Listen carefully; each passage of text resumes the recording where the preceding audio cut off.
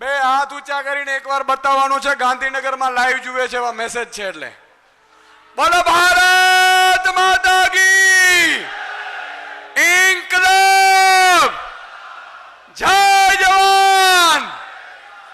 મિત્રો આજે ક્ષેત્રીય બૂથ કાર્યકર્તા સંમેલન માત્ર આ એક ઝોનનું સંમેલન છે અને એમાં હજારોની સંખ્યામાં ઉપસ્થિત છે ત્યારે આપ દૂર દૂરથી લોકો આવ્યા છો। આપ લોકો આમ આદમી પાર્ટીના પાયાના પથ્થર છો। એકવાર આપના માટે તાળીઓ થઈ જાય દોસ્તો।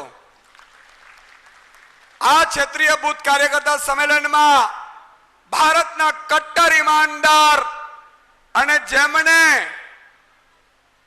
અદાલતે કહી દીધું કે હિન્દુસ્તાનમાં કોઈ કટ્ટર ઈમાનદાર હોય અને કામની રાજનીતિથી આગળ વધનારા નેતા આપણા માનનીય અરવિંદ કેજરીવાલજી માટે એકવાર તાળીઓની ગડગડાટ થઈ જાય। મિત્રો અહીંયા ઉપસ્થિત ગોપાલરાયજી, ગોપાલભાઈ, ચેતરભાઈ, મનોજભાઈ અને તમામ આગેવાનો અને આપ સૌ દૂર દૂરથી પધારેલા મિત્રો ટૂંકમાં બે ચાર વસ્તુ આપણે કહેવાની છે મારે। આજે આ કોઈ સભા નથી, આ કોઈ સંમેલન નથી, પરંતુ આપણા ક્ષેત્રીય બૂથ કાર્યકર્તાઓને શપથ ગ્રહણ સમારોહ છે। એનો અર્થ એ થયો કે એક ખાલી ઝોનમાંથી સેંકડો હજારોની સંખ્યામાં કાર્યકર્તાઓ અહીંયા ઉપસ્થિત રહ્યા છો આપ મિત્રો। આપણે બહુ થયું, તમે જુઓ ગમે ત્યારે જાઓ એટલે આપણા પોસ્ટરો હટાવી દઈએ છે કે નહીં? પોસ્ટરો હટાવે, નેતાઓને જેલમાં નાખે, નેતાઓને પરેશાન કરે, કાર્યકર્તાઓને પરેશાન કરે। હવે આવું ચલાવવું છે કે પછી આપણે સત્તા પર બેસવું છે? જોરથી બોલો એટલે મને ખબર પડે। હવે આપણો વારો આવે કે ન આવે ભાઈ? આપણે લેવું છે કે નથી લેવું વારો? નહીં તો ગયા વખતે રોજે રોજ રોજરાજ લોડીશું કે ફલાણા પોલીસ વાળા આવ્યા, ઉપાડી ગયા, પણ હવે એવો દિવસ આવવો જોઈએ ભાજપના ફલાણા નેતાની ધરપકડ થઈ ગુજરાતમાં આમ આદમી પાર્ટીએ કરાવી। આ વ્યવસ્થા કરવી છે સાહેબ। હજારો કરોડ રૂપિયાની સંપત્તિ ભેગી કરી છે ભાજપ પણ હોય મિત્રો। મને હમણાં ઘણા લોકો કહેતા હતા કે સુદાનભાઈ કઈ રીતે ખેડૂતોનું દેવું માફ થઈ શકે, કઈ રીતે આદિવાસીઓની વિકાસની યોજના થઈ શકે? મેં એમને કીધું 5000 ભાજપના એવા કાર્યકર્તા છે જે હજારો કરોડની સંપત્તિ વાળા છે કે નથી ભાઈ? જોરથી બોલતા રહ્યો છે કે નથી? આપણી સરકાર આવે ને ગાંધીનગરથી એને ફોન જાય કે સાહેબે એવું કેવડાવ્યું છે કે સંપત્તિ દાનમાં આપવી છે કે પછી જેલમાં જવું છે, તો શું થાય ભાઈ? ખેડૂતોનો દેવું માફ થઈ જાય કે ન થઈ જાય? મિત્રો આજ પોલીસનું આપણે વાદો કરું છું, આજ ખાખીદારી, આજ ભાજપના નેતાઓને સુરતની બજારમાંથી ધસેડે નહીં તો ઈસુદાનને ફટ છે રાજનીતિમાં આવ્યા સાહેબ। આપણે ખરાબ વ્યક્તિઓ નથી, પણ કોઈ ખરાબ કરે, આપણી ઉપર અત્યાચાર કરે તો વ્યાજ સાથે વસૂલાત કરવાની તાકાત આપણે ધરાવીએ છીએ દોસ્તો। એ લોકોના જેટલા અત્યાચારો કરવા હતા એટલા કરી લીધા।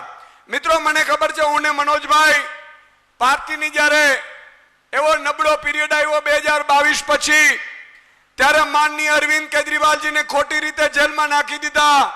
અરવિંદ કેજરીવાલજીને જેલમાં નાખ્યા, મનીષજીને જેલમાં નાખ્યા, તમામ નેતાઓને જેલમાં નાખ્યા। અને એટલું નહીં, અહીંયા 182 ટીમો બનાવી 182 વિધાનસભામાં। હું આમ એક ફોન ઉપાડું ને ત્યાં બીજો કાર્યકર્તા કહેતો હોય કે સાહેબ ફલાણા ભાઈ જાય છે, પેલો કે સાહેબ ફલાણા ભાઈ જાય છે। મિત્રો એ દિવસે હું ઈશ્વરને યાદ કરતો તો, હું ને મનોજભાઈ બેઠા હતા। મેં કીધું એક દિવસ આ દિવસ પણ જતો રહેશે અને જે દિવસે આ દિવસ જશે તે દિવસે આમ આદમી પાર્ટીની સરકાર બનતા કોઈ રોકી નહીં શકે। એટલે આ સંઘર્ષના દિવસો મેં જોયા છે સાહેબ। અને આજે હું આપણે કહેવા માંગુ છું મિત્રો, અરવિંદજીને 6 મહિના સિટિંગ મુખ્યમંત્રીને પહેલી વખત હિન્દુસ્તાનમાં કોઈએ જો જેલમાં નાખ્યા હોય તો આ ભાજપ વાળાએ નાખ્યા હતા। શું કામ? કારણ કે કામની રાજનીતિ કરતા હતા। એવું કહેતા હતા કે ખેડૂતોને હક મળવું જોઈએ, એવું કહેતા હતા કે દરેક બાળક દલિત સમાજ હોય, આદિવાસી સમાજ હોય, પીછડો સમાજ હોય, નાનો સમાજ હોય, તમામ વર્ગના લોકોને ફ્રીમાં સારું શિક્ષણ મળવું જોઈએ. જે ભાજપ વાળા ક્યારેય ઈચ્છતા નથી મિત્રો તમારા અને મારા બાળક આગળ આવે. એવું કહેતા હતા કે કોઈ પણ જગ્યાએ હોસ્પિટલમાં સારવાર લેવા જાય તો ફ્રીમાં સારવાર, સારીમાં સારી સારવાર મળવી જોઈએ. ખિસ્સામાં જો એક નયો પૈસો ન હોય તો ઈ ગરીબ છે, સારવારના વાકે મરવું ન જોઈએ. એની રાજનીતિ અરવિંદ કેજરીવાલજી કરતા હતા દોસ્તો. અને ઈ રાજનીતિનો ઉદય ન થાય એટલે તમે જુઓ, એક પાર્ટી તો કરતી હતી, બીજી પાર્ટી પાછી, ત્રીજું પક્ષ ચાલે નહીં, ત્રીજું પક્ષ હાલશે નહીં. આ હમણાં તૂટી જશે. અરવિંદ કેજરીવાલજી વયા ગયા જેલમાં, પાર્ટી પતી જશે. હવે ઈશુદાન ગઢવી શું કરશે, ગોપાલ ઇટાલિયા શું કરશે, મનોજ સોરઠિયા શું કરશે, તમને ખબર નથી. અમે ઈ સંઘર્ષના સાથી છીએ કે તમારા ઘરમાં ઘૂસીને તમને કાઢી શકે એટલી તાકાત ધરાવીએ છીએ.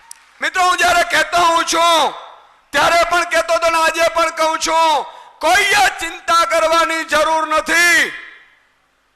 બોલો टाइगर अभी, टाइगर अभी, टाइगर तब तक हारा नहीं जब तक मरा नहीं. समझी लेજો સાહેબ. અને એવું શું કામ કહું છું ખબર છે? આ હજારો બૂથ માંથી જે અમારા યોદ્ધાઓ આવ્યા છે, ટાઈગર જેવા યોદ્ધાઓ છે, એના બળ ઉપર હું કહું છું ટાઈગર અભી જિંદા હે સાહેબ. તમે લોકો છો જે ગુજરાતની રાજનીતિને બદલશો. તમે લોકો છો જે એક નાના સમાજમાંથી આવનારાને અધિકારી બનાવશો. તમે લોકો છો જે વ્યક્તિ ડોક્ટર, એન્જિનિયર, કલેક્ટર બનશે તમારા અને મારા ગામમાંથી. એ શું કામ ખબર છે?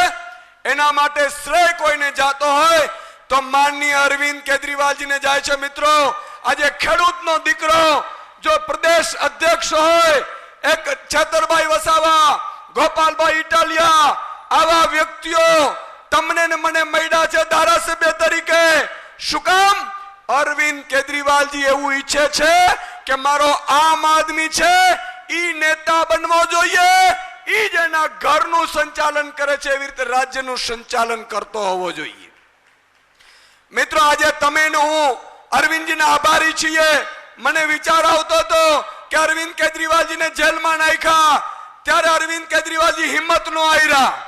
અરવિંદજીએ કીધું ભાજપને કે તમારામાં તાકાત હોય એટલું અત્યાચાર કરી લો, પણ હું ગુજરાતમાં જઈને તમને ભગાડીશ. અરવિંદ કેજરીવાલજી મિત્રો કહી શકે, બીજા કોઈની તાકાત નથી.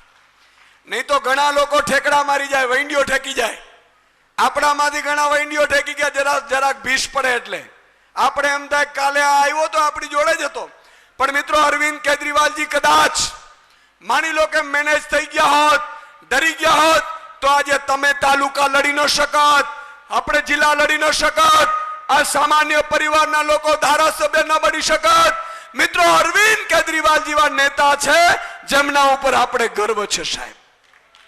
અને તમે જુઓ, કોર્ટે અદાલતે એવું કીધું કે આ સીબીઆઈ ના અધિકારીઓએ ખોટી રીતે અમને ફસાવ્યા છે, એમની ઉપર ઇન્ક્વાયરી થાય અને અરવિંદ કેજરીવાલ કટ્ટર ઈમાનદાર છે એ અદાલતે સાબિતી આપી દીધી સાહેબ.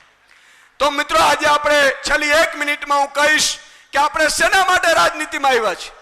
ઈશુદાન ગઢવીને કાંઈ જોતું નથી રાજનીતિમાં, નથી પદ જોતો, નથી હોદ્દો જોતો, નથી કોઈ મહેલો જોતા, પરંતુ મિત્રો આજે રાજનીતિમાં એટલા માટે આવ્યા છીએ ગરીબ, વંચિત, શોષિતને એનો હક ને અધિકાર મળવો જોઈએ, એને ન્યાય મળવો જોઈએ. અને સામાન્ય માતા બેન દીકરી હોય એને પણ ન્યાય મળવો જોઈએ. મિત્રો આજે શું થાય છે, કોઈ પણ ભાજપનો લુખો બેન દીકરીને પરેશાન કરે, હેરાન કરે, મિત્રો કોઈ સાંભળવા વાળું નથી. પોલીસ ફરિયાદ નહોતી નોંધાતી. મિત્રો આપણે સપનું લઈને આવ્યા છીએ, માતા ને દીકરી સિંગલ હોય, સિંગલ રહેતા હોય, દીકરી ટ્યુશનમાં જાય, ટ્યુશન માંથી પરત ફરે, સાંજે આવે ને માને એમ કહે કે માં, પેલો મંત્રી કે મંત્રીના દીકરાએ મારી છેડતી કરી છે. માતા ડુસકા ભરવાની જગ્યાએ, કોઈને લાગવગ લગાડવાની જગ્યાએ મોબાઈલ ઉપાડે, મિસ કોલ મારે, અને મિત્રો મિસ કોલ મારે ને પોલીસ ફરિયાદ થઈ જાય અને બીજા દિવસનો સૂરજ ઉગે એ પેલા મંત્રી કેનો દીકરો જેલમાં હોય ને આવી વ્યવસ્થા પેદા કરવી છે મિત્રો આપણે. મિત્રો પંજાબમાં આમ આદમી પાર્ટીની સરકાર આવી. અરવિંદ કેજરીવાલજીએ કીધું હતું પંજાબ વાસીઓને કે આમ આદમી પાર્ટીની સરકાર બનાવો, ખેડૂતોને દિવસે વીજળી અપાવીશ અને ફ્રી વીજળી અપાવીશ. મિત્રો આ વાયદો ત્યાં પૂરો કરી નાખ્યો અરવિંદ કેજરીવાલજી. આ ખબર છે કે નથી ખબર? આ કેટલાને ખબર છે? હાથ ઊંચો કરો જોઈ. મારી માતા બેન દીકરીઓ છે મિત્રો, મહિલાઓ. ગુજરાતમાં આપણે કીધું હતું દરેક મહિલાના ખાતામાં 1000 પડશે. કાશ ત્યારે સરકાર ન બની, પણ તમને આનંદ થશે. ગત રોજ જયારે બજેટ આવ્યું પંજાબનું, માનનીય અરવિંદ કેજરીવાલજીએ કહ્યું હતું એ છેલ્લી ગેરંટી અરવિંદ કેજરીવાલજીની મહિલાઓને 1000 આપવાની પૂરી કરી દીધી. મિત્રો એકવાર તાળીઓ થઈ જાય એના માટે. અને એટલા માટે મિત્રો કહું છું કે આપણે ખેડૂતોને પંજાબમાં કોઈ એપીએમસી માં લાઈનો લગાડવાની જરૂર નથી, ઓછા ભાવે ખરીદી કરવાની જરૂર નથી. જેટલી ઉપજ આવે એ પૂરેપૂરી ખરીદી થાય અને એક પણ રૂપિયાથી કોઈ વેપારી ઓછી ખરીદી કરે ને તો એને જેલમાં નાખી દે છે ને એવા કાયદા બનાવવામાં આવ્યા છે. એટલે આપણે સરકાર બનાવવાની છે. બોલો તૈયાર છો? તૈયાર છો? તો મિત્રો એક હાથ ઊંચો કરીને મને વચન આપો કે તમારા બૂથમાં તમે મજબૂતાઈથી તૂટ્યા વગર, ડર્યા વગર, કોઈ પણ જાતની લોભ લાલચ આપ્યા વગર તમારા બૂથમાં તાલુકા જિલ્લામાં બહુમતી અપાવશો. બોલો અપાવશો?